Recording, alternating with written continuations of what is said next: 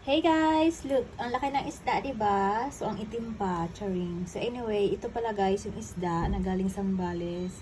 Ito ay tinatawag nilang papakol na isda. As you can see, super thick ng kanyang pagka balat niya, as in super thick talaga guys. Hindi mo siya basta-basta mahihiwa sa gitna para prituhin.